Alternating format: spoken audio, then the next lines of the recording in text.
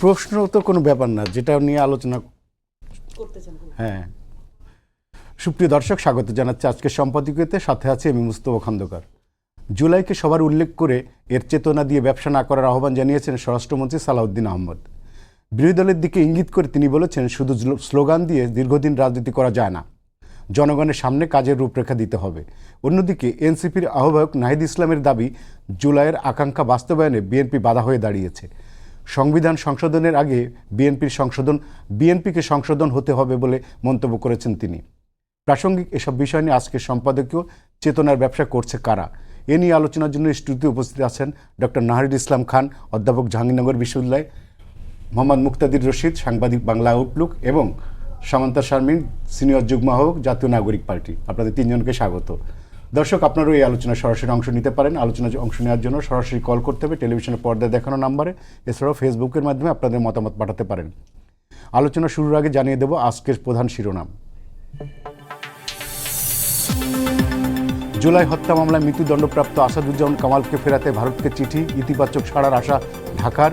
Myanmar সীমান্তে কাঁটাতারের বেড়া দেওয়ার প্রস্তাব।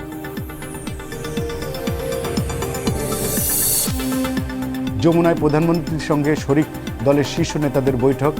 জুলাই সনদ পরিপূর্ণ বাস্তবায়নের অঙ্গীকার। দলীয়ভাবে হবে না স্থানীয় সরকার নির্বাচন, জানালেন মহাসচিব। গুমে অভিযুক্ত সেনা কর্মকর্তা জিয়াউল হাসানের জলসিঁড়ির বাড়িতে দুদকের অভিযান। আদালতের নির্দেশে নিয়ন্ত্রণে নিল 9তলা ভবন। প্রতারণা মামলায় রিজেন্টে শাহেদ ফের গ্রেপ্তার।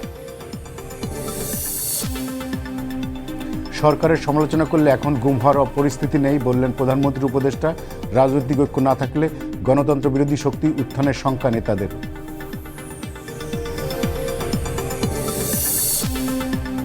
এবং দেশে ফিরল বিশ্ব চ্যাম্পিয়ন স্পেন। মাদ্রিদ বিমানবন্দরের চ্যাম্পিয়নদের বরণ করল স্প্যানিশরা। সিবলিস চত্বরে জমকালো সংবর্ধনা।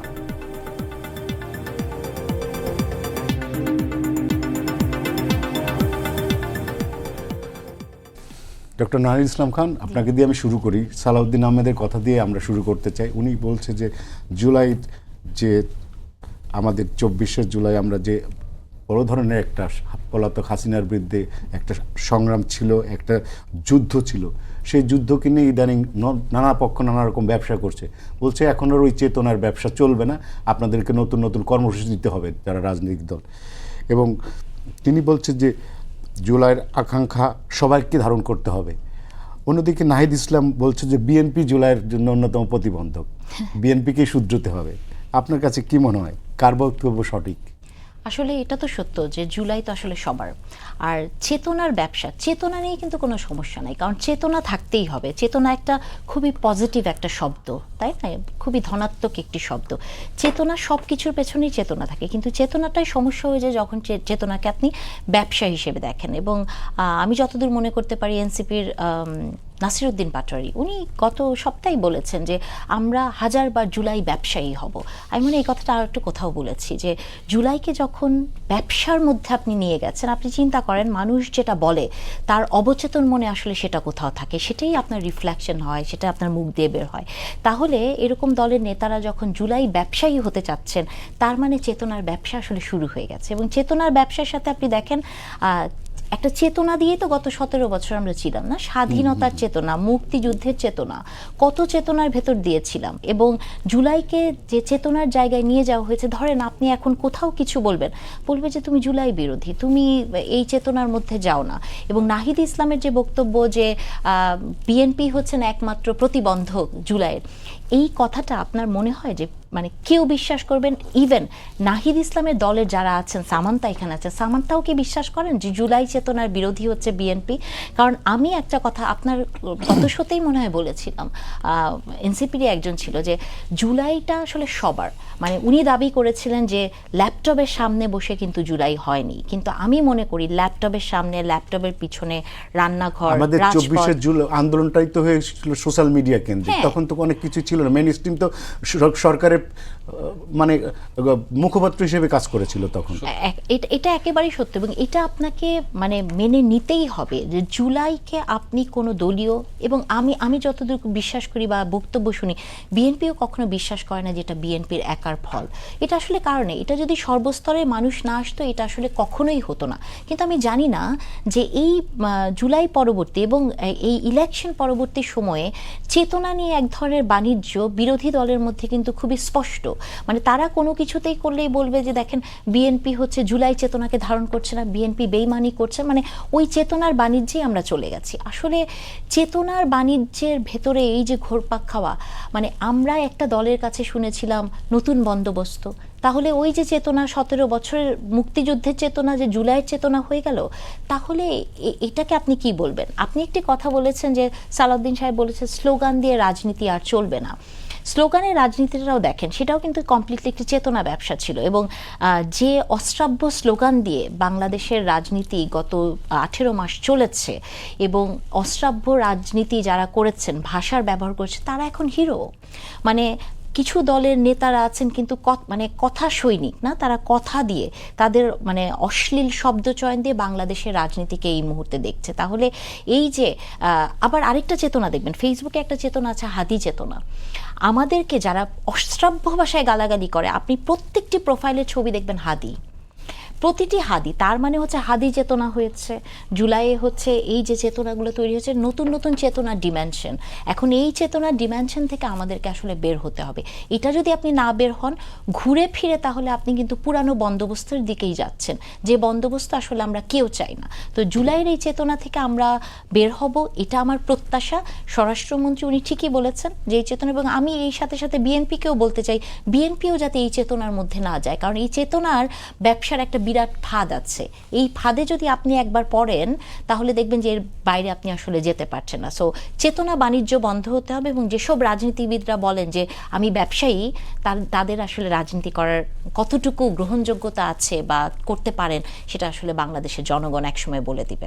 ধন্যবাদ মুক্তাদির।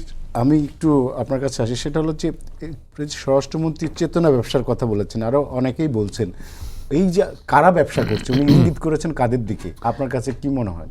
দেখুন, ধন্যবাদ যারা আমাকে দেখছেন এবং আমার সহ আলোচক। আমি আসলে জুলাইয়ের চেতনা বলে আমি কিছু পাইনি। জুলাই নিয়ে আমি কয়েকটা গবেষণা করেছি আন্তর্জাতিক অর্গানাইজেশনের জন্য। আমার অনেকগুলো রিপোর্ট আছে, আমার ইন্টারন্যাশনাল মিডিয়াতে এটা নিয়ে আমার ডকুমেন্টারি আছে, এগুলো অ্যাভেলেবেল, আমার নাম সার্চ করলে এগুলো আপনারা পাবেন। রিপোর্টগুলো যেগুলো করে, মানে গবেষণা যেগুলো করেছে, এগুলো খুব সিলেক্টিভ এবং এগুলো ক্লাসিফাইড বলবো অনেকটা, সেই জন্য হয়তো এগুলো দেখতে পাবেন না। আমার কাছে কোথাও আসলে চেতনা বলে আমি কিছু পাইনি। কিছু আকাঙ্ক্ষা আমাদের তৈরি হয়েছিল, যে আকাঙ্ক্ষাগুলো আপনি ঢাকা শহরের প্রত্যেকটা দেয়ালে দেখেছেন, যে একটা দেশ তারা দেখতে চায়, ছাত্রছাত্রীরা দেখতে চায় যেখানে সব ধর্মের সম্মান করা হয়, এমন একটা দেশ তারা দেখতে চায় যেখানে মানুষের সাথে সম্মানের সাথে চলতে পারে। শেখ হাসিনার শাসনামলে যেভাবে অদ্ভুত রকম মানুষের যে ন্যূনতম সম্মানটুকু ছিল না, তার যে চলা, তার যে ব্যক্তি স্বাধীনতার যে ন্যূনতম কিছু ছিল না, সেইখান থেকে সে এই জুলাই পরবর্তী সময়ে তারা চেয়েছিল একটা অ্যাকাউন্টেবিলিটি বেসড এবং মানুষকে সম্মান করে এরকম একটা ব্যবস্থাপনা তৈরি হবে। এই আকাঙ্ক্ষাটা আমি দেখতে পেয়েছি। অপেক্ষাকৃত দুর্নীতি মুক্ত একটা সমাজ হবে, যেখানে মানুষ তার যতটুকু আয় তার ভিতর দিয়ে সে যেন চলতে পারে। এরকম ছোট ছোট আপনি দেয়াল ভরেই এই জিনিসগুলো ছিল, আপনি যতগুলো দেয়ালে দেখবেন সেই জিনিসগুলোই ঘুরে ফিরে এসেছে। তারা আর দুর্নীতি দেখতে চায়নি। এটাকেই আমার কাছে মনে হয়েছিল যে আকাঙ্ক্ষা তৈরি হয়েছিল। এই আকাঙ্ক্ষাগুলো আমরা দেখতে পেলাম যে ঠিক ধীরে ধীরে এটার জামাতিফিকেশন হলো, এইটার দলীয়, যদিও আমার পাশে আমার বোন আছেন একটা নির্দিষ্ট দলের, সেই দল এটাকে কুক্ষিগত করলো। এইভাবে আমার কাছে হঠাৎ করে মনে হলো যে এই যে সবাই মিলে আমি যখন জুলাইয়ের 3 তারিখ, মানে জুলাইয়ের 17 তারিখ থেকে আগস্টের 5 তারিখ পর্যন্ত আমি মাথায় থেকেছি, আমাকে কি কোনো রাজনৈতিক দল আমাকে বলেছে থাকার জন্য? আমি আমার ডিউটি পালন করেছি, এর থেকে বাংলাদেশের মানুষ উপকৃত হয়েছে। তাহলে আমি হঠাৎ করে কেন এটাকে ভেঙে ফেললাম? তার এটা একটা কারণ তখন আমি পেয়েছিলাম। আমার কাছে মনে হচ্ছিল যে তারা ভেবেছিল ইরানে যেরকম বিপ্লব পরবর্তী সময়ে এটা ধীরে ধীরে লেফটিস্ট ন্যাশনালিস্টদের কাছে থেকে একটা থিওসির দিকে চলে যাবে, সেই আকাঙ্ক্ষা থেকে তারা এটা করেছিলেন। এবং আমরা দেখেছি সবখানে জামাতিফিকেশন হয়েছে, যা কারা উপদেষ্টা হবেন সেটা, যেমন সম্প্রতি আমরা জেনেছি যে নাবিলা ইদ্রিস গুম কমিশনের মেম্বার হয়েছেন পরবর্তীতে, তিনি ডিসাইড করে দিয়েছিলেন। তারপরে আমরা জেনেছি যে এই কমিশনে যারা পরবর্তীতে উপদেষ্টা হয়েছিলেন, তাদের যারা সহায়ক ছিলেন, তারা পর্যন্ত একটি রাজনৈতিক ছাত্র সংগঠনের থেকে এসেছিলেন। তার মানে পুরোটা একটা জামাতিফিকেশন হয়েছিল। আমার এইখানেই আমি তখন দ্বিমত করেছিলাম, কারণ এটা তো একার কারণ না। সামান্তা আপু বলবে না যে এটা, নাহরিন আপু বলবে না যে এটা আমি একা করেছি, সবাই বলবে যে আমরা সবাই মিলে করেছি, যে এই ভাবনাটা থেকে এটা হয়ে গেল আমি এটা কখনো চাইনি। এই আকাঙ্ক্ষাটা তখনই ভাঙা শুরু করে, কেউ মাস্টার মাইন্ড হয়ে গেলেন। এবং দেখেন এখানে খুবই ভয়ঙ্কর কাহিনী হয়েছে। আমি এমন সব মানুষকে দেখেছি যারা চলতে পারতো না ঢাকা শহরে, তারা আমাদের মফস্বলে স্কুলের প্রোগ্রামে 10 লক্ষ টাকা ক্যাশ গিফট করেছে। মানে এই জিনিসগুলো আপনি মানতে পারবেন না। আমার শহরে দেখেছি যে তার পোস্টারে ভরে গেছে।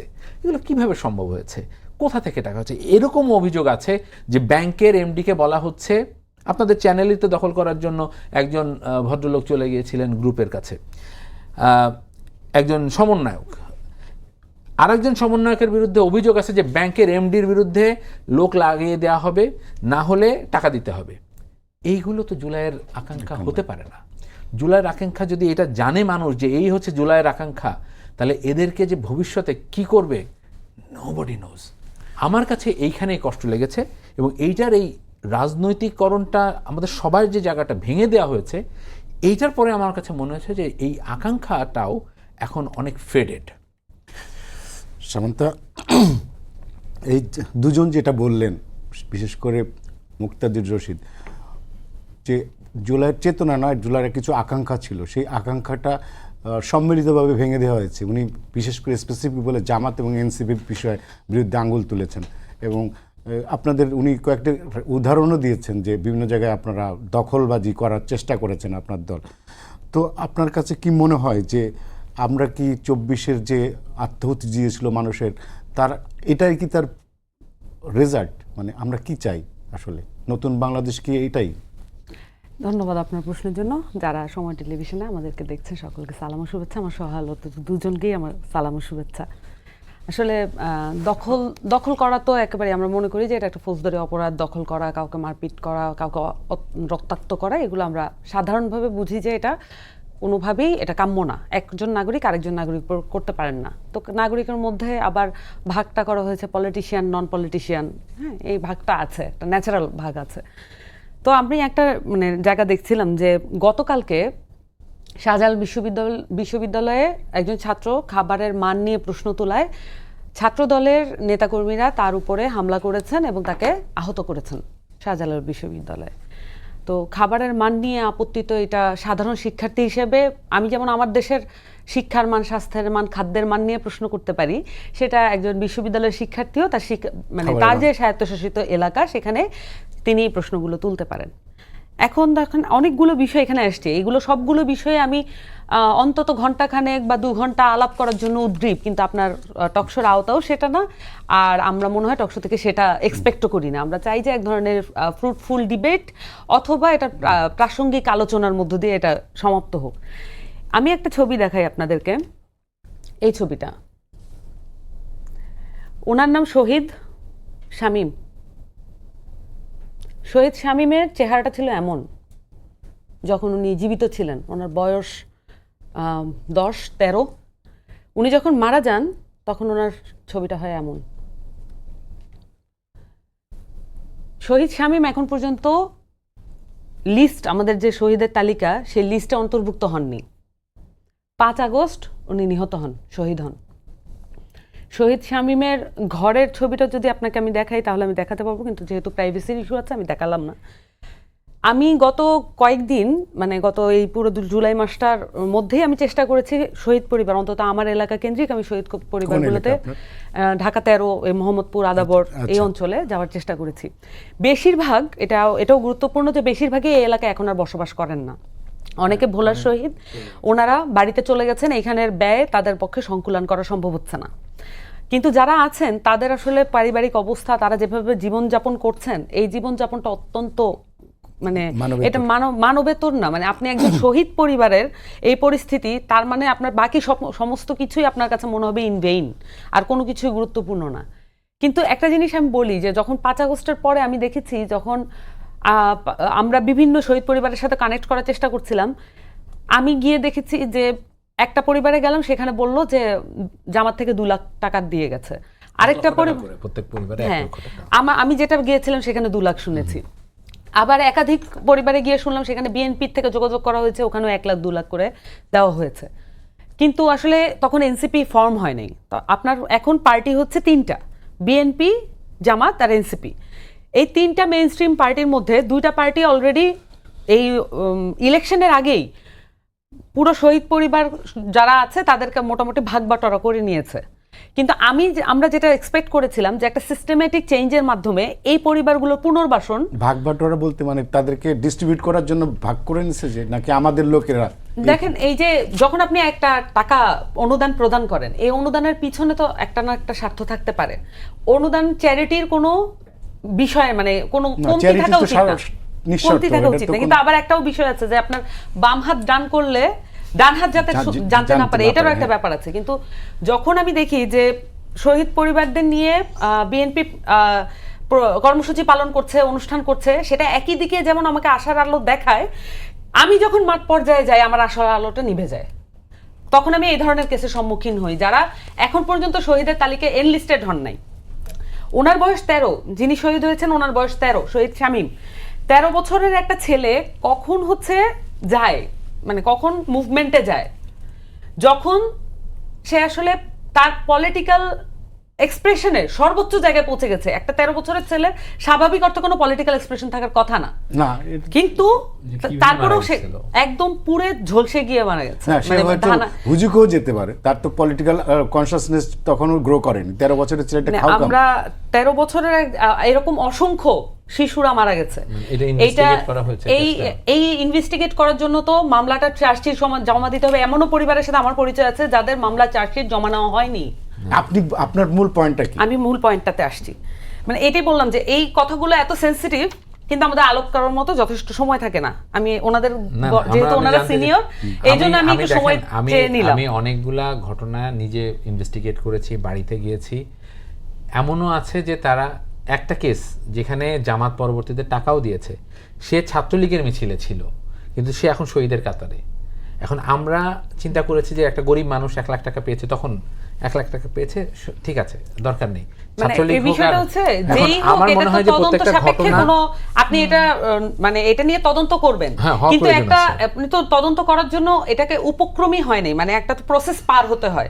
আপনি হয় এনলিস্ট করবেন, না হলে করবেন না। আপনার তো তদন্ত প্রক্রিয়া ছিল, মানে আপনি কে ছিল ওখানে আরো অনেকে ছিল। জুলাই ফাউন্ডেশন নামে একটা ফাউন্ডেশন আছে, হ্যাঁ, ফাউন্ডেশনের 5 মাস ধরে বেতন হয় না, এবং সেটা নিয়ে আবার বলা হয়েছে যে 5 মাস পরে এখন আবার এখানে 9-6 এর কথাও আসছে যে ফাউন্ডেশন থেকে অনেক। যদি 9-6 থাকে তাহলে আপনি এটাকে সলভ করার জন্য তো আপনি আমাকে দোষারোপ করে বা আমি আপনাকে পাল্টা দোষারোপ করে সলভ করতে পারবো না।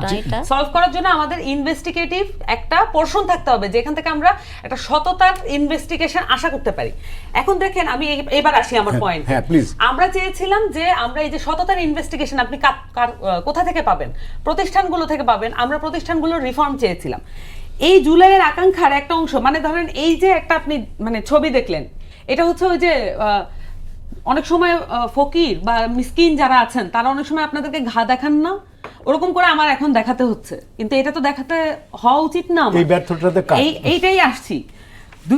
1-11 সময় আপনার মনে থাকবে যে 1-11 সময় সবগুলো রাজনৈতিক দল তখন বিদ্যমান, এই আওয়ামী লীগ, বিএনপি সবাই ছিল। একটা পর্যায়ে গিয়ে আওয়ামী লীগ বিদ্যমান না, মানে সেই সময়ের বিদ্যমান। আচ্ছা, যারা আওয়ামী লীগ, বিএনপির প্রত্যেকটা নেতাকর্মী একটা পর্যায়ে গিয়ে প্রেস কনফারেন্সে কান্নাকাটি করে বলতেন যে আমরা এরপর থেকে ভালো হয়ে যাব। সার কথা হচ্ছে এটাই, আমরা এরপর থেকে ভালো হয়ে যাব, আমরা কোনো ধরনের দুর্নীতি সেই এগুলোর মধ্যে আর জড়াবো না, এবং আমরা পার্টি পুরো রাজনীতিটা আমরা পরিবর্তন করব।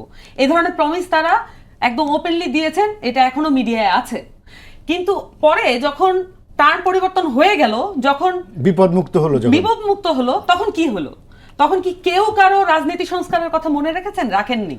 এখন রাজনীতি সংস্কার না করে এখন বিষয়টা কি দাঁড়াচ্ছে, আজকের রিপোর্ট যে উপসচিব থেকে এবং তার যে শীর্ষ পর্যায়ের যারা কর্মকর্তা কর্মচারী আছে তাদের জন্য 50,000 টাকা, যেটা তাদের সুদমুক্ত ঋণের যে গাড়ি, সেই গাড়ির রক্ষণাবেক্ষণ ব্যয় বাবদ 50,000 টাকা এতদিন ব্যয় হতো, সেটাকে কমিয়ে আনার কথা 25,000-এ, কিন্তু সেইটাকে 50,000 টাকায় বহাল রাখা হয়েছে।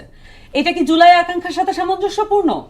এখন ধরেন এই যে এইটার মধ্যে মানে উপসচিব এই পর্যায়টা কতগুলা সেক্টরে, বিচার বিভাগ আছে, এখানে বিচার বিভাগের পাশাপাশি আপনার নির্বাচন কমিশন আছে, সেই সাথে আপনার সশস্ত্র বাহিনীরও একটা অংশ, তাহলে আপনার কতগুলো কর্মকর্তা হয়? প্রত্যেকের যদি আপনি এটা ব্যয় সংকোচন নীতি করতে চেয়েছিলেন, তো আজকে তো আবার মির্জা ফখরুল বললেনও যে আমরা বিপ্লবে বিশ্বাস করি না। বিপ্লব হলে কি হতো, এই 50,000 টাকাটা হতো জিরো। আপনি যেহেতু বিপ্লবে বিশ্বাস করেন না, আপনি সংস্কার করবেন না, ওকে ফাইন, আপনি এটাকে করেছেন 25,000। এখন 25,000 আপনি রাখতে পারেননি কারণ আপনি তো বিপ্লবে বিশ্বাস করেন না, তখন আপনি এটাকে রেখেছেন, বহাল রেখেছেন 85। এই হচ্ছে অবস্থা। তাহলে আমরা যেটা চাই যে জুলাই ব্যবসার মূল মানে যদি এটা ব্যবসা হয় তাহলে তো মুনাফা থাকবে। তাহলে মুনাফাটা কি? আমরা দেখলাম যে এখানে এমপি হওয়াটাকে মুনাফা হিসেবে অনেকে নির্দেশ করতে চান, তাহলে মন্ত্রী হওয়াটা তাহলে বড় মুনাফা। যারা মন্ত্রী হয়েছেন, প্রতিমন্ত্রী হয়েছেন, যারা বড় বড় দায়িত্ব পেয়েছেন, সরকার চলবে না, মন্ত্রী না হলে সরকার না, আমার কোনোটাতেই আপত্তি নেই, কিন্তু যদি ব্যবসা নিয়ে মানে জুলাইয়ের উপরেই তো পুরো পার্লামেন্ট, আপনার স্ট্রাকচার সবকিছু দাঁড়ানো, কিন্তু কখন বলা হয় যে জুলাইকে বিএনপি ওন করছে না, কারণ আপনি যে প্রসেসে আরোহণ করেছেন সেই প্রসেসটাকে আপনি প্রশ্নবিদ্ধ করতে থাকেন সার্বক্ষণিক। তার মানে হচ্ছে আপনি এখান থেকে আসলে কি চাচ্ছেন সেটা আপনার কাছে পরিষ্কার না। তার মানে আমি আপনাকে যেটা বললাম, হ্যাঁ, প্রাতিষ্ঠানিক রিফর্মগুলো যে আমাদের প্রয়োজন, আমরা কাদেরকে দিয়ে প্রাতিষ্ঠানিক রিফর্ম করব? মীর শাহে আলমদের দিয়ে, যাদেরকে দিয়ে আসলে ওই উপজেলার নাম পরিবর্তন হয়ে যায় এবং সেটাকে নিয়ে বিব্রতকর পরিস্থিতি তৈরি হয় সবার মধ্যে, সমাধান করেছে। এরকম সমাধান মানে ফায়ার ফাইটিং করতে থাকতে হবে। সরকারের ভিতরে তো দুই একটা ছোট ছোট এলিমেন্ট থাকবেই, তার মানে তো পুরো সরকারকে তো আপনি দোষী করতে পারেন না। জুলাই ব্যবসা বিএনপিও করুক, অসুবিধা নেই। ব্যবসা তো অলরেডি করেছে বিএনপি, ব্যবসা অলরেডি করেছে, কারণ যদি এই ব্যবসা না করতো তাহলে মন্ত্রী হতে পারতেন না কেউ। আপনি যেটা বললেন এই পার্লামেন্টে কেউ মন্ত্রী লাগবে না দেশে, কি বলেন আপনি? আমি একটু নারিনের কাছে আসি। জুলাই আপনি মানে ধরেন আমি বলি বিএনপির ডাকে আন্দোলনে নেমেছে, এটা কি তাহলে গত 15 বছর ঘটতো না? 28 অক্টোবর ঘটতো না? 28 অক্টোবর কি বিএনপি? আচ্ছা 28 অক্টোবর কি বিএনপি? শুনেন, ওই আন্দোলনটা শুধু এনসিপি ডাকে ছিল না, এটা এনসিপি পার্টি ছিল না। আমি তো আপনাকে সেটাই বলছি, এখানে যদি জামাত এনসিপি হতো আমি আপনাকে বলছি। আচ্ছা, আমি নারিনের একটু বক্তব্য শুনি, লাস্ট লাইনটা বলে দেই যে এই রাজনৈতিক দলগুলোর ডাকে যদি মানুষ নামার অভ্যস্ত থাকতো, রাজনৈতিক দলগুলোর উপরে যদি মানুষের ভরসা থাকতো, তাহলে এই এত মানুষের হত্যার মধ্য দিয়ে এবং সিভিলিয়ান হত্যার মধ্য দিয়ে এই জুলাই সংগঠিত হতো না। এই জুলাইয়ের মধ্য দিয়ে কোন রাজনৈতিক দল এটার দায় নিতে চাননি। তখন বলেছেন, যখন জুলাই চলমান, বলেছেন এটার মধ্যে আমরা সম্পৃক্ত নই। এটা সত্য ছিল, আসলেই তারা সম্পৃক্ত ছিলেন না। রাজনীতিতে আন্দোলনে নানা রকম স্ট্র্যাটেজি থাকে, রাজনীতিতে অনেক কিছু আসে, তখন কিন্তু পরিস্থিতি একরকম ছিল না। আমি আপনার কাছে আসবো, আমি একটু নারিনের কাছে যাই।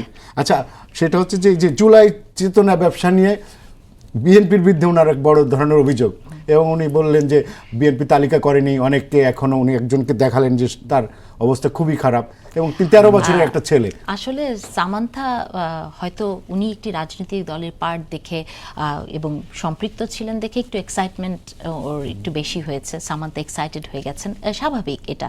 কিন্তু সামান্থা যে কথাগুলো বলছেন, যে যেমন ধরেন আপনার বিএনপির কথা বলছেন, উনি লিস্টে আসে নাই। দেখেন, বাংলাদেশে মুক্তিযুদ্ধ হয়েছে কবে? 1971 সালে। বাংলাদেশে এমন মুক্তিযোদ্ধা নাই যে যারা রাস্তায় ভিক্ষা করেছে? অনেক আছে, হ্যাঁ, অনেক আছে। সো এবং বাংলাদেশে কিন্তু এমনও মুক্তিযোদ্ধা আছেন যারা ভুয়া মুক্তিযোদ্ধা লিস্ট হয়েছে, তাহলে এটা তো হ্যাঁ চাকরি করেছে, এটা তো চলেছে। আবার এমনও মুক্তিযোদ্ধা আছেন যার পরিবারে 47 জন মুক্তিযোদ্ধা এবং যার জীবিত বাবা মৃত হয়ে গেছেন, তাই না? এই সংসদেই হয়েছে। তাহলে সামান্তারা কাদেরকে আসলে এই কথাগুলো বলেন? দেখেন, সামান্তা অনেক কিছু বললেন, বিএনপির অনেক দুর্নীতির কথা বললেন, সততার ইনভেস্টিগেশনের লিস্ট দিলেন, কিন্তু এই সততার ইনভেস্টিগেশনের লিস্টের মধ্যে এটা পড়লো না।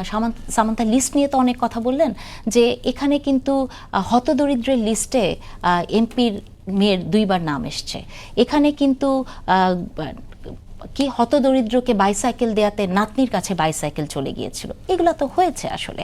তাহলে দেখেন এই যে প্রাতিষ্ঠানিক রিফর্মের কথা বা যাই বলে, দেখেন একজন মন্ত্রীকে নিয়ে কথা বলেন, কিন্তু তার পরবর্তীতে যে ব্যবস্থাগুলো নেওয়া হয়েছে, বা ওই মন্ত্রী নিজেই, ওনাকে যখন বলা হয়েছে যে সবচেয়ে বেশি এখন হচ্ছে বগুড়াতে বরাদ্দ কোথায় হ্যাঁ হয়? বরাদ্দ কোথায় হয়, লিস্টে দেখা গেছে এটা আসলে নাম্বার 16। আমি এগুলো যুক্তির মধ্যেও যেতে চাই না, কিন্তু এই যে ধরেন সামান্তা যেসব শিশুদের কথা বললেন, বা এই যে যখনই এটা কিন্তু জুলাই চেতনা, মুক্তাদির বলছেন যে চেতনা না আকাঙ্ক্ষা, আপনি যে নামেই দেন না কেন, এইটার পরিপন্থীটা কখন হয়ে যায় জানেন? যখন আপনি একটি নির্দিষ্ট দলকে দাঁড় করিয়ে দেন যে এই দল আসলে কিছু করে নাই। যেমন সামান্তা বলছেন যে জামাত বিএনপির ডাকে কিছু হয় নাই 28শে অক্টোবর। সামান্তারা ভুলে যায় যে এই বিএনপি সেই বিএনপি, যে বিএনপির নেতাকর্মীরা ধান খেতে ঘুমিয়েছে, কিন্তু সামান্তার দলে যারা আছেন তারা কিন্তু এমন একটি দলের ছায়াতলে যে বাংলাদেশের রাজনীতিতে সবসময় ভালো অবস্থানে ছিল। এটা কিন্তু হয়েছে। আপনি সামান্তার দলের বড় বড় টপ নেতারা যারা আছে, বা সামান্তা খুব ভালো করে জানেন যে যারা সংসদে গেছেন, যাদের 6 জন, তাদের মধ্যে একটি রিপোর্ট বের হচ্ছে না 5 জনই হচ্ছেন শিবিরের কর্মী ছিলেন তো তাহলে মানে, এবং তারা কিন্তু শিবির নামে ছিলেন না, তারা অন্য নামে ছিলেন। সার্জিস আলম অন্য নামে ছিলেন, তারা তো ছিলেন। তো তার মানে হচ্ছে কি, কিন্তু বিএনপির যে মানুষটি ছিলেন সে তো বিএনপি নামেই ছিল। এখন অনেক কিছু সামান্তা বললেন, সামান্তা কি এই কথাটি বলেছেন যে হান্নান মাসুদের জন্য ফেরি মাঝপথে যে ফেরত এসছে, এগুলা কি পরিবর্তনের কোনো জায়গা না? এটা তো পরিবর্তনের জায়গা। হান্নান মাসুদের ওয়াইফ আবার বলেছেন যে আমার হাজবেন্ডকে দেখে স্বপ্রণোদিতভাবে ফেরত এসছেন। তাহলে সামান্তারা যখন এই কথাগুলো বলবেন, বড় কথা বলার আগে ছোট জায়গাতে হাত দাও। দেখেন, আমি যেহেতু বিশ্ববিদ্যালয়ে পড়ে, রিসার্চের একটা, মুক্তাদিরও খুব ভালো বলতে পারবেন, সামান্তাও জানেন নিশ্চয়ই, রিসার্চের একটা সবচেয়ে বড় জায়গা হচ্ছে আপনি কত ছোট বিষয় নিয়ে গভীরে যে রিসার্চ করতে হয়। তা আমি মনে করি যে যখন আপনি সমালোচনা করবেন, ছোট জায়গাটাতে আগে হাত দেন, তাহলে সেটা একটা বেটার। এবং এই যে জুলাই নিয়ে যে কথাগুলো আমরা বলি, দেখেন কেন এই বিভাজনটা তৈরি হলো, যেটা মুক্তাদির বলছিলেন যে আমরা কেন এখন জাস্ট এই জায়গাটাতে চলে যাচ্ছি যে তুমি করো নাই আমি করেছি, তুমি আমি কেন, মানে এই জায়গাটাও কি ব্যবসার একটি জায়গা না? ধরেন সামান্তাদের দলের অনেকেই আছেন খেজুরের হিসাব চেয়েছেন, তাই না? কিন্তু তারা পরবর্তী কিভাবে হজে গেলেন সেই হিসাবটা তো দিলেন না। হজে যাওয়ার টাকা কোথায় পেলেন? ধরেন এনসিপির একটা অফিস আছে কোথায় যেন, সেটা হ্যাঁ রূপায়ণটারে, সেটার ভাড়াটা কে দেয়? ওনারা বলবেন ক্রাউড ফান্ডিং। কিন্তু দেখেন এই কথাটাও সব জায়গায় বলি, ধরেন আমি আজকে এসে মোস্তফা ভাই আপনাকে 10 কোটি টাকা একটা দিলাম, ক্রাউড ফান্ডিং হিসেবে আপনি দিলেন, আপনার প্রশ্ন করা উচিত না যে এই টাকাটার সোর্স কি? মানে হ্যাঁ, দান মানে কি দান, সেই দানটা কোথায় থেকে আসছে, কিভাবে আসছে? এবং ক্রাউড ফান্ডিং বললেই কিন্তু হলো না। পৃথিবীর যেসব দেশে, সব দেশের রাজনৈতিক দল যে অনুদানগুলো নেয়, তাদের তো সেটা ট্রান্সপারেন্সি থাকতে হবে, তারা অডিটও করে, তাই না? তাহলে এই জায়গাগুলো কোথায় গেল? তাহলে আমার কথা হচ্ছে যে আমরা তো আসলে এখানে বসেছি আপনাকে আমাকে দোষারোপ করার জন্য না। আমরা কেন সেই সহযোদ্ধাটা থাকতে পারলাম না?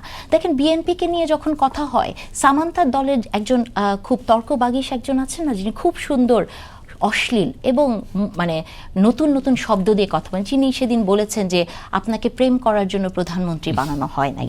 কিন্তু প্রেম বা ভালোবাসা যে একটা বেসিক জায়গা, মানে ওনারা এই প্রেমকে ঠিক ওইভাবে নেন না, কিন্তু 510 নাম্বার রুমে না 501 নাম্বার রুমে যে প্রেম হয় সেটাকে আবার বৈধতা দেয়। হ্যাঁ, তো তাহলে ওই রকম জায়গা থেকে আপনি যখন কথা বলবেন, 501 10 আর 1 একটু গন্ডগোল হয়ে গিয়েছিল। হ্যাঁ, তো 501কে বৈধতা দিচ্ছেন, কিন্তু অন্য বৈধ প্রেমকে আপনি বলছেন যে ভালোবাসা রাজনীতিতে একটা বড় ফ্যাক্টর, এবং এটা আমাদের প্রধানমন্ত্রীকে দেখলে বোঝা যায়। তাহলে আপনার হচ্ছে বিএনপিকে নিয়ে যখন সামান্তাদের দলরা এই ধরনের কথা বলেন, বা যার কথা বলছিলাম যে খুবই বাকপটু, তিনি কিন্তু এটাও বলেছেন যে আপনাকে কিভাবে লন্ডন পাঠিয়ে দেওয়া হয়েছিল, বা সেইভাবে মানে কথায় কথায় কিন্তু উনাকে লন্ডনের এই কথাটা বলা হয়, উনাকে যে ফিজিক্যালি টর্চার হয়েছেন উনি, সেটাকে বলে। এটা কি একটা মানবিক রাষ্ট্র হতে পারে?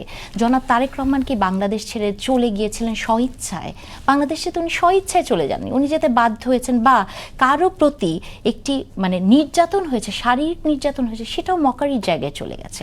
তাহলে আমার যেটা মনে হয় যে আমরা আসলে এইসব কথাগুলো না বলে আমরা কেন ওই প্ল্যাটফর্মটাতেই দাঁড়াতে পারি না? তাহলে তো এই যে বলেন চেতনা বলেন, বা যেটা সামান্তা একবার বললেন যে জুলাই নিয়ে ব্যবসা করুক না কেন। দেখেন এই শব্দটাই খুব ন্যাক্কারজনক। আমি মনে করি যে বাংলাদেশের যে কোনো ঐতিহাসিক প্রেক্ষাপট বা এগুলোকে যদি আপনি বলেন যে ব্যবসা করুক না কেন, ব্যবসা শব্দটাই আসলে এটার সাথে যায় না। হ্যাঁ, বা ব্যবসা বলাটা মানেই হচ্ছে আমরা গত 18 মাসে যা করেছি, বা এই যে হাসিনা বিরোধী আন্দোলন ছিল, প্রতিটা মানুষের নিষ্পেষণের গল্প, তাকে আপনি আসলে একটা কমার্শিয়াল জায়গায় নিয়ে গেলেন। এই কাজটা করবেন না প্লিজ। মুক্তাদির, আমি একটু অন্য প্রসঙ্গে আসি, আমি চেতনার থেকে অন্যদিকে যাই। সেটা হচ্ছে এই যে সংবিধান সংস্কার এবং সংশোধন নিয়ে যে বিতর্ক হচ্ছে বিএনপি এবং বাকি দুইটা বিরোধী দলের মধ্যে, এবং এই জন্য বিএনপি একটা কমিটির প্রস্তাব দিয়েছিল, কিন্তু বিরোধী দল সেই কমিটিতে নাম দিতে অপারগতা জানিয়েছে কিংবা প্রত্যাখ্যান করেছে। তো এই বিএনপির এই যে কমিটির যে প্রস্তাব, তারা বা যদি কোনো নাম না দেয় তাহলে সেইটা কতখানি কার্যকর হবে এবং সেটা কি হবে তাহলে সংস্কারের? জামাত এটা প্রমাণ করতে চায় যে তারা বাংলাদেশের মানে প্রকৃত বিরোধী দল, যেটা আসলে এই মুহূর্তে বলা খুব মুশকিল যে আসলেই তারা কি বিরোধী দল হয়ে উঠেছে কিনা, বা তাদের ভেতরে ভেতরে অন্য কোনো ধরনের সম্পর্ক আছে কিনা, বা তারা বোঝাতে চাচ্ছে হয়েছে তো ওয়ার্কআউট করে না। তো আমার কাছে যেটা মনে হয় যে এটা জামাতের জন্য খুব একটা বুদ্ধিমান কাজ না। কারণ জামাত যদি, আপনি দেখেছেন যে প্রধানমন্ত্রী তারেক রহমান পার্সোনাল ইস্যুতেও অনেক কিছুতে উনি বিরোধী দলের নেতাকে আমন্ত্রণ জানিয়েছেন, উনি তার বাসায় গিয়েছেন। এটা একটা নজিরবিহীন ঘটনা আমাদের দেশের রাজনৈতিক প্রেক্ষাপটে। তাহলে উনার ছাড়টা কোথায়? উনি যখন যে স্বপ্নগুলো উনি দেখেছেন, দেখেন বিএনপি নির্বাচনে আসার আগেও তার একটা 31 দফা ঘোষণা করেছে। সেই 31 দফার ভিতরে কি করবে তারা 2016 পরবর্তী সময় থেকে কন্টিনিউয়াস বিভিন্ন ফরম্যাটে সেটাকে এক্সপ্যান্ড করেছে। তো এই জিনিসগুলোকে সে ইমপ্লিমেন্ট করছে কিনা এটা আমাদের কাছে দেখার বিষয় আছে। সংবিধান সংশোধন হলো না সংস্কার হলো, এটা নিয়ে এক ধরনের চাপ প্রয়োগের ব্যাপার অবশ্যই জামাতের কাছ থেকে থাকবে। কারণ জামাত এমন একটা সমাজ ব্যবস্থা চায় যেখানে অন্য দেশের থেকে বসে সুইচ টিপে দিলে বাংলাদেশের রেজিম চেঞ্জ হবে, এরকম একটা সিস্টেমের কথা প্রায় শুনবেন। যখন ওই যে কথিত সংস্কার কমিশন হলো, তখন তারা বলছিল যে আমরা ব্যালেন্স অফ পাওয়ার কথা, আপনার এখানেই বসে আমরা শুনেছি balance of power. Balance of power is একটা মানে দ্বৈত শাসন তৈরি করা। আপনি ব্রিটিশ শাসন দিচ্ছেন, আবার এই নবাবী শাসন দিচ্ছেন। বাংলাদেশে এই জিনিসটা আমরা দেখেছি একেবারে তত্ত্বাবধায়কের সময়, এই ইন্টারিমের সময়, যখন ইউএন সিস্টেম একটা সরকার চালাচ্ছিল আর বাংলাদেশের সরকার, তৎকালীন সরকার মপতন্ত্রকে দিয়ে আরেকটা সরকার চালাচ্ছিল। আমরা আসলে এইভাবে দেখতে চাই না। আমরা চাই যে পাওয়ারটা কনসিলেন্ট থাকুক, যাতে পাওয়ারের ডিস্ট্রিবিউশনটা থাকে, এইখানে যেন ট্রান্সপারেন্সি আসে, এইখানে যেন অ্যাকাউন্টেবিলিটি আসে। তারেক রহমান প্রধানমন্ত্রী যেন কোনো ভুল তথ্য আমাদেরকে না দেন, সংসদে যে কথাটা উনি বলছেন এটা যেন অবশ্যই সত্য তথ্য হয়, সেটা আমরা দেখতে চাই। উনি আমাদেরকে খুব মুখরোচক কথা বললেন, কিন্তু তিনি ভুল তথ্য দিলেন, এরকম কোনো তথ্য দিয়েছেন দেননি। আমরা এটা দেখতে চাই। আমরা চাই যে উনি যে প্রতিজ্ঞাবদ্ধ হয়েছেন, জনগণ তাকে যে ম্যান্ডেট দিয়েছে সেগুলো উনি পালন করুক, এই জায়গাটা। এবং দেখেন উনি ব্যক্তিগত একটা কারিশমা তৈরি করার চেষ্টা করছেন, যেটা সব কিছু হয়তো আমার পছন্দ নাও হতে পারে, কিন্তু আমি মনে করি জনগণের যে আকাঙ্ক্ষা, সেখানে কিন্তু সংস্কার হলো না সংবিধান সংশোধন হলো, এই আকাঙ্ক্ষাগুলো আপনাকে আমি দিব্যি দিয়ে বলতে পারি। কারণ আমি জুলাইয়ের 17 তারিখ থেকে আগস্টের 20 তারিখ পর্যন্ত একটা দিনও ছিল না যেখানে আমি মাঠে ছিলাম না। এই কোনো সময় আমি কোনো দেয়ালে দেখিনি যে সংবিধান সংশোধন চাই, আমি কোনো দেয়ালে দেখিনি আমার এই 4টা ম্যান্ডেট হবে, আমি ইয়ে করব, আমি বাটন চিপে দিব এরকম একটা সংশোধন চাই, আমি ভারসাম্যের প্রধানমন্ত্রী রাষ্ট্র। তাহলে বাকি দলগুলো কেন পুনর্লিখনের ব্যাপারে এত জোর দিল? পুনর্লিখন, এই যে নয়া বন্দোবস্ত আপনি শুনছেন না, এই নয়া বন্দোবস্তের নামে আসলে নয়া ভণ্ডমি করা শুরু করেছিল। ওনারা চিন্তা করেছিল যে বাংলাদেশে এমন একটা ব্যবস্থা কায়েম করব যে তারা চাইলেই, ওই যে বারবার আমি বলি যে সুইচ টিপ দিবে আর এখানে রেজিম চেঞ্জ হয়ে যাবে। আমি মনে করি এটা বাংলাদেশের মানুষের সাথে প্রতারণা করা। বাংলাদেশের 5ই আগস্টকে প্রশ্নবিদ্ধ করার জন্য কেউ শোনা যায় যে উপদেষ্টা হওয়ার আগে তারা প্রধানমন্ত্রী হওয়ার স্বপ্ন দেখেছিলেন, যে বাংলাদেশে তারা প্রধানমন্ত্রী হবেন, তারা এটাকে বিপ্লব হিসাবে দিয়েছে, তারা কেউ কেউ আবার মাস্টার মাইন্ডও হয়েছে। এগুলো হাস্যকর কাজ। বাংলাদেশের যে পিওর পাওয়ার স্ট্রাকচার আছে সেইখান থেকে তারা বহু দূরে থেকেছে, এই জন্য তারা জানে না যে বাংলাদেশটা কীভাবে চলে। আমার যেটা মনে হয়েছে যে এই পুরা সমন্বয়ের ক্ষেত্রে বিএনপিকেও কিছুটা ছাড় দিতে হবে এবং জামাতকেও কিছুটা উদার হতে হবে। সেখানে তাদের, যদি আমার বোন সামান্তা এটাতে কষ্ট পেতে পারেন, তাদের যে প্রক্সি দল আছে এই এনসিপি, এবি পার্টি, এদের যে বাকাম্বর যে কথাবার্তা, এখানে সংযোজন মানে কিছুটা হলে পরিশীলিত হওয়া দরকার আছে। আমি একটু সামান্ত আপনার কাছে আছি যে মুক্তাদির রোমিওর কথাই আমি আর ধরি, সেটা হচ্ছে যে উনি বলছেন যে 20 জুলাই থেকে 20 কোনো দেওয়াল লেখানে কোথাও দেখেননি যে সংবিধানকে পুনর্লিখন, রিরাইট করতে হবে কিংবা আমূল বদলে দিতে হবে। কিন্তু আপনারা সেই জায়গায় এখন চলে আসছেন যে এই সংবিধান দিয়ে কিছু হবে না, নতুন করে সংবিধান করতে হবে। কিন্তু এরকম তো কোনো মানে জনগণের আকাঙ্ক্ষা যেটা, সেটার দিকে আপনাদের ফোকাসটা কম, আপনারা সংবিধানের দিকে বেশি ফোকাস দিচ্ছেন। আমাদের দেশের কোন যে পাওয়ার স্ট্রাকচার, সেখানে যখন কোনো দল 2/3 বা তার চেয়ে বেশি ভোটে সরকারে আরোহণ করে, তারপরে তাকে জবাবদিহিতার মধ্যে রাখার পদ্ধতি কি আমাদের সংবিধানে আছে, এক্সিস্টিং সংবিধানে? তাহলে কি আসলে হাসিনা হয়ে উঠতে পারতো না? কেন নাই? আপনি আমাকে একটু ব্যাখ্যা দেবেন কেন নাই? ওই ব্যাখ্যাটা তো অনেক বড়, কারণ আমার অনেক কিছু বলতে হবে। এইটা নিয়ে এই আর্গুমেন্টগুলো আসলে বিএনপিরই আর্গুমেন্ট।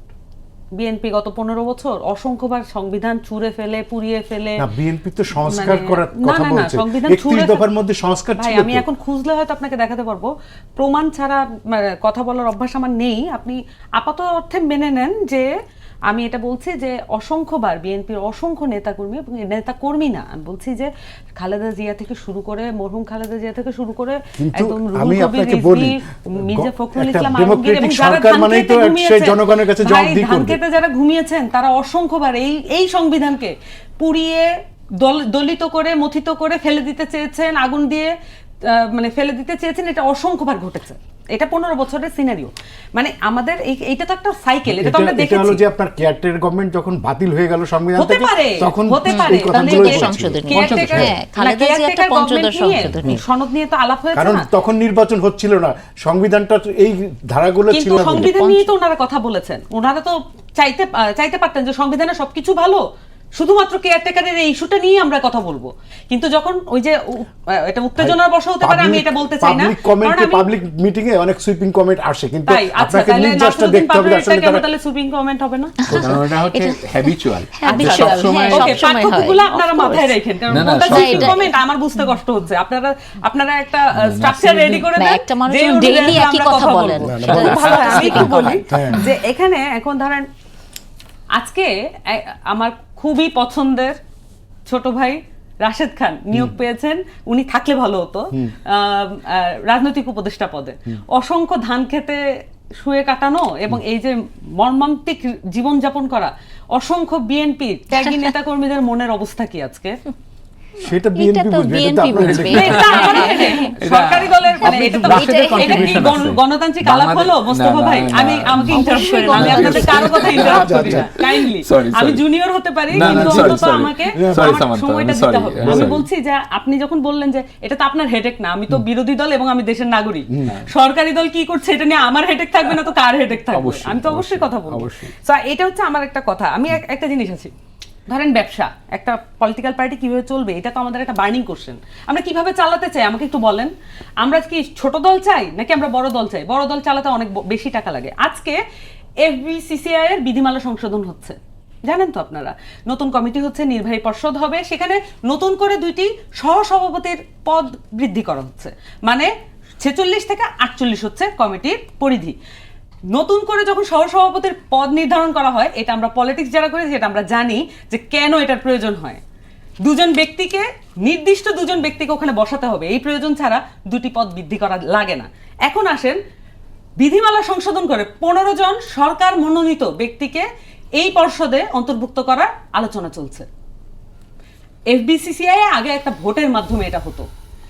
এই যে ভোটগুলো, এগুলো যে চরম পরিমাণ গণতান্ত্রিক, এটা আমি মানে বলবো না, এটা আমি দাবি করব না। তবে অ্যাটলিস্ট একটা লোক দেখানো হলো ভোটের মধ্য দিয়ে তারা যান।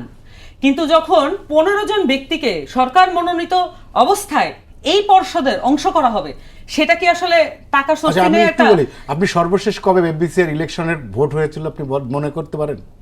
এটা তো দেখলেই বোঝা যাবে, এটা তো ফ্যাক্টের ব্যাপার, এটা তো গুগল সার্চের ব্যাপার, এটা তো আমার ইন্টেলেকচুয়াল কি বলবো কে ছিল সেটা ক্যাপাসিটির তো- অর্থ না। এটা তো এটা ইন্টেলেকচুয়াল। গত 10 বছরে এফবিসিআর এটা কোনো আমি ভোট জানি, হয়নি। 10 বছরে তো এটা ইলেকশন হয়নি, হবে কিভাবে?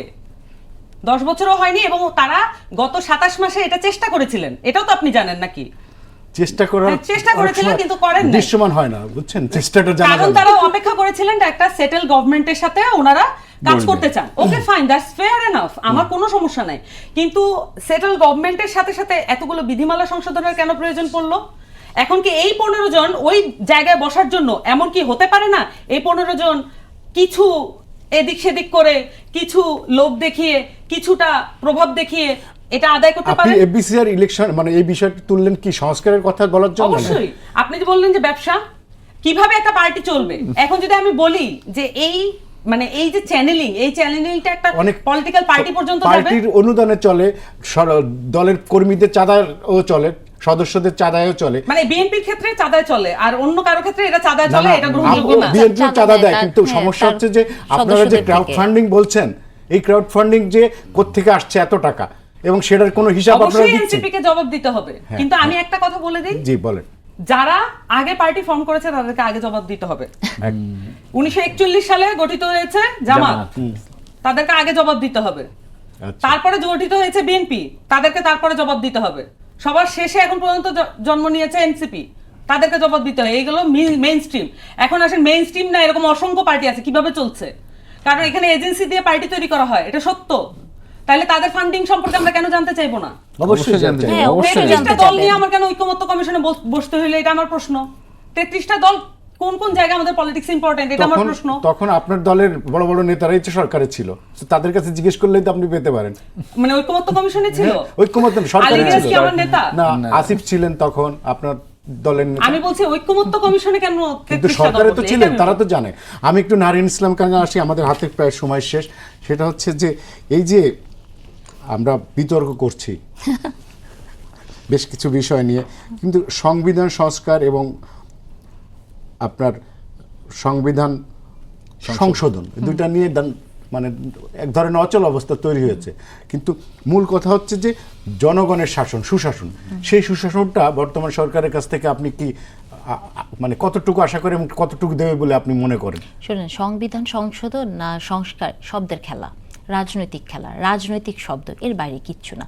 কারণ যদি অনেক বড় বড় কিছু সংবিধান আপনি দেখবেন যে প্রেসিডেন্সিয়াল ফর্ম থেকে আপনার প্রধানমন্ত্রীতে ফেরত এসছে, এত বড় কিছু যদি রিফর্ম সংশোধনের মাধ্যমে হতে পারে, আমি মনে করি প্রতিবারই যেমন ওই যে আমরা একটা শব্দের খেলার মধ্যে ঘোরপাক খাই না, এটা হচ্ছে শব্দের খেলা, নাথিং এলস। এটা যদি আপনি শব্দের খেলা হিসেবে ধরেন, এটা কোনো ব্যক্তিগত বা কোনো দলের একটা নিজস্ব এগোর জায়গায় চলে গেছে, এটা তাছাড়া আর কিছুই না। এখন ধরেন আপনার ওই প্রশ্নটার উত্তর একটু পরে দিচ্ছি, তার আগে সামান্তার কিছু কথা বলি। একটু যে সংক্ষেপে যদি হ্যাঁ, বলেন। যেমন সামান্তা বলছিলেন যে এরকম পুরানো দলকে আগে দিতে হবে, জামাত ইসলাম, তারপর বিএনপি, তারপর সামান্তা। আমি এটা বিশ্বাস করি না। কেন করি না জানেন? কারণ সামান্তার আমাদের স্বপ্ন দেখেছে নতুন বন্দোবস্ত, সামান্তার সব কিছু নতুন করলেন। আপনি দেখেছেন হোয়াইট বোর্ডের সামনে যে খেজুরের হিসাব দিচ্ছে, এগুলো তো আমরা আগে কোনোদিন কোনো দলকে দেখি নাই। উনারা যা যা বলেছেন সবই নতুন। তাহলে সবই যদি নতুন হয়, তাহলে পুরান দলকে কেন আগে দিতে হবে? নতুন দল দিয়ে আমাদের দেখাক না, তাই না? এবং বড় দল চালাতে টাকা লাগে এবং পার্টি চালাতে টাকা লাগে, সেইটা যদি সামান্তার মতো নেত্রী ধর মিডিয়াতে এসে বলেন এবং পার্টি চালাতে টাকা কিভাবে জোগাড় হবে, কি হবে, সেটা স্বচ্ছতা নিয়ে যদি সামান্তা কথা না বলেন, তাহলে তো খুবই দুঃখজনক। ধরেন বিএনপির কাছে আপনি এটা চান, কোনো অসুবিধা নেই। আমরা চাই প্রত্যেকটি দল এই জায়গাগুলোতে ক্লিয়ার থাকবে। বিএনপি ধরেন প্রতারকের দল হতে পারে, চাঁদাবাজের দল হতে পারে, তাকেও এই জবাবদিহিতার মধ্যে আসতে হবে। এখন আপনি যেটা বলেছেন যে জন আকাঙ্ক্ষা পূরণ হচ্ছে কিনা, আপনি গত 5 মাসে বাংলাদেশের সাধারণ মানুষ যারা ধরেন যিনি ফুটপাতে আছেন বা যিনি মুদির দোকান চালান বা একজন রিকশাওয়ালা, তিনি কি সংবিধান সংস্কার না সংশোধন নিয়ে কোনো কথা বলেছেন? আমার মনে হয় না। কারণ বাংলাদেশে দেখেন বিএনপি সরকার ক্ষমতায় আসার পর যা যা গেছে, এবং কোনো সব কিছু কিন্তু বিএনপির উপর আরোপিত। যেমন ইরান ওয়ার, আপনি যুদ্ধটার কথা বলতে পারেন, হামের কথা বলতে পারেন, বন্যা একটা এই মুহূর্তে ক্রাইসিস, এগুলো কিন্তু সবই বিএনপির উপর আরোপিত। এখনকার মানুষের কথা কি, যে আপনার দ্রব্যমূল্য, আপনি কেমন করে বেঁচে আছেন, জীবনের নিরাপত্তা, সেইগুলো মানুষ আসলে এখন আর সংসদের ভেতরে কে কি সংস্কার সংশোধন এগুলো নিয়ে বলছে। আমি রোমিওর সাথে একেবারেই একমত, যেগুলো আমরা কখনোই দেয়ালে দেখি নাই, এগুলো এসছে এবং এগুলো হচ্ছে রাজনৈতিক এজেন্ডা। তবে আমি এটা বিশ্বাস করতে চাই এই কারণে যে দেখেন, সামান্থারা যতই বলুক না কেন, বিএনপি তো একটি পোড় খাওয়া দল, হ্যাঁ, এবং সেই পোড় খাওয়া দলের যিনি এখন হাল ধরেছেন তার মতো পোড় খাওয়া তো আসলেই কম আছে। এবং এই পরিবারটা, জিয়া পরিবার, বাংলাদেশের একমাত্র পরিবার আমি বলবো এই মুহূর্তে যারা এই ধরনের নিষ্পেষণের ভেতর দিয়ে গেছেন। দেখেন বেগম খালেদা জিয়া, উনাকে যদি বলেন এতদিন শুনেছেন আপনি এতিমের টাকা মেরে খেয়েছে, সেদিন শুনি যে উনি নাকি বেতনের টাকা সব এতিমখানায় দিয়ে দিতেন। কি অদ্ভুত একটা কথা না? তো তাহলে এই ন্যারেটিভ যারা চেঞ্জ করলো, গত 17 বছর বিএনপিকে যারা রাজাকারের দল বানালো, এতিমের টাকা মেরে খাওয়ার দল বানালো, যে নিষ্পেষণের ভেতর দিয়ে এই দলটি গেছে, আমি বিশ্বাস করি যে এই দলের ওই রিয়েলাইজেশনটুকু এসছে যেটা আপনি জনাব তারেক রহমানের ব্যক্তিগত জীবনযাপন থেকে দেখতে পারেন, তার পারিবারিক ভালোবাসা থেকে শুরু করে তার নিজের গাড়ি চালানো। আমি এটা মনে করি যে অনেকের কাছে এটা অতিরঞ্জিত মনে হতে পারে, কিন্তু আপনি যখন একটা জিনিস শুরু করবেন, আশেপাশের মানুষের কাছে সেই রিফ্লেকশন, তার আশেপাশে যারা আছে, আপনি এই মুহূর্তে না দেখলেও আমি মনে করি ভালো জিনিস বা ভালোবাসার রেসিপ্রোকাল আপনি যেটা করবেন বারবার বেড়ে যাবে। মুক্তিদিন, আমাদের হাতে সময় নেই, 1 মিনিটে যদি আপনি কিছু বলেন যে এই যে নতুন সরকার 5 মাস হয়ে গেল, আপনি কি সরকারের সম্পর্কে আপনার আশাবাদ কতখানি? দেখেন, সরকারের অনেক কিছু ভালো, কিন্তু সরকারের যে জায়গাটাতে আমার অবজেকশন, যেটা নিয়ে আমি সরকারের বিভিন্ন পর্যায়ে কথা বলেছি, সেটা হচ্ছে যে সরকারের সঙ্গে মধ্যবিত্ত, বিশেষ করে ঢাকায় অবস্থিত যে মধ্যবিত্ত আছে তাদের সাথে কন্ট্যাক্টটা হচ্ছে না। তারা এমন কোনো ইনোভেশন এখন পর্যন্ত দেখাতে পারেনি যেটা আমাকে মুগ্ধ করবে। সে কিছু ধরেন, প্রধানমন্ত্রী কিছু স্টুডেন্টদের সাথে কথা বলছেন, বিভিন্ন কার্ড তিনি দিচ্ছেন, এগুলো প্রান্তিক জনগোষ্ঠীকে অ্যাট্রাক্ট করতে পারে, কৃষককে অ্যাট্রাক্ট করতে পারে। কিন্তু আমার মতো নিম্নবিত্তের একজন মানুষ, বলতে পারেন যে আপনার কাছে তো দামি ফোন আছে, কিন্তু আমি তো দেখছি যে আমার ইনকামের অবস্থাটা কী। তো নিম্নবিত্ত বা মধ্যবিত্ত, যেটাই বলে, মধ্যবিত্ত আমি দাবি করি না, নিম্নবিত্তের মানুষেরকে আমি ট্যাক্স পে করি, আমি সৎভাবে জীবনযাপন করি, আমার জন্য আসলে সরকারের কি ব্যবস্থা আছে, এটা আমি অনেক উপদেষ্টা মন্ত্রীকেও জিজ্ঞেস করেছি, তারা আমাকে দিতে পারেননি। এটা আমার কাছে মনে হয় আমার সাথে যারা আছেন এখানে, অবশ্য উচ্চবিত্তের মানুষজন, তবুও তারা হয়তো একমত হবেন যে এই জায়গাতে ওনারা ব্যর্থ হয়েছেন। আমি একটা বিষয় খুব বলতে চাই যে আমরা আসলে সত্যিকার অর্থে অনেক আকাঙ্ক্ষা ছিল আমাদের জুলাই নিয়ে না, স্পেশালি এনসিপিকে নিয়ে। কারণ আমি নিজে আমার স্বল্প উপার্জনের ভিতরে আমি এনসিপির জন্য নিজে টাকা আমি ডোনেট করেছি, এবং আমি চেয়েছি যে দলটা একটা রাজনৈতিক জায়গা থেকে দাঁড়ায়। কিন্তু যখন আমি দেখেছি তারা রূপায়ণ ট্রেড সেন্টারে অফিস নিয়েছে, এবং আমি বুঝতে পারিনি এত এক্সপেন্সিভ অফিস তারা কিভাবে নিতে পেরেছে, যার উত্তর পর্যন্ত আমি এখনও পাইনি। আমি হয়তো আশা করব যে একসময় তারা বলবে যে তাদের এত টাকা কিভাবে তারা খরচ করেন, তখন হয়তো বুঝবো যে তারা সত্যিকার অর্থে বাংলাদেশের সংস্কার এবং আমাদের আকাঙ্ক্ষার লাইনে আছে। 1 মিনিট আমার হাতে সময় আছে, আপনি যদি বলেন সরকারের 5 মাসে কেমন দেখলেন, খুব সংক্ষেপে। মানে সরকার এই বিএনপি সরকার সবচাইতে উর্বর সময়ে ক্ষমতা নিয়েছে, সেটা হচ্ছে যে এত পরিমাণ সাহায্যমূলক অবস্থান প্রত্যেকটা নাগরিক এবং পলিটিশিয়ানের পক্ষ থেকে, এইটা আসলে অন্য কোনো সরকার, কোনো দল কখনোই তার ভাগ্যে এটা জোটেনি। তো বিএনপির উচিত এটাকে সর্বোচ্চ কাজে লাগানো। সনদের ব্যাপারে তার হওয়া উচিত সংবিধান সংস্কার, যে এই জায়গায় আমি একটু বলি, আমাদের এক্সপেকটেশন মিনিমাইজ করা, এটা বিএনপির উচিত হচ্ছে না। আমরা প্রথমে ছিলাম যে আমরা পুরো দেশ সংস্কার করে ফেলবো, সব কিছু পরিবর্তন করে ফেলবো, সেটাকে সংস্কার কমিশনের মধ্যে ঢুকানো হলো। সেখান থেকে এটা গেল ঐক্যমত্য কমিশনে, সেখানে মাত্র 4টা সংস্কার কমিশন ছিল। তারপরে এটা গেল একটা ছোট্ট জুলাই সনদে, এবং এটা সালাউদ্দিন আহমেদি বললেন যে এটা গণভোটে নিতে হবে, সবাই এগ্রি করলো, যদিও আমরা বলেছিলাম গণপরিষদ নির্বাচন। এখন বোঝা যাচ্ছে গণপরিষদ নির্বাচন সবচেয়ে স্থায়ী একটা পদ্ধতি হতে পারত। এখন এসে এইটাকে, তাও সংবিধান সংস্কার পরিষদের মধ্যে আর সীমাবদ্ধ নাই, সেটা চলে গেলে এখন সংবিধান সংশোধন কমিটি, আমাদের হাতে আর সময়, এবং সংশোধন কমিটির আলাপগুলো কিন্তু পার্লামেন্টে হবে না, এটা হবে একটা ক্লোজ ডোর মিটিং।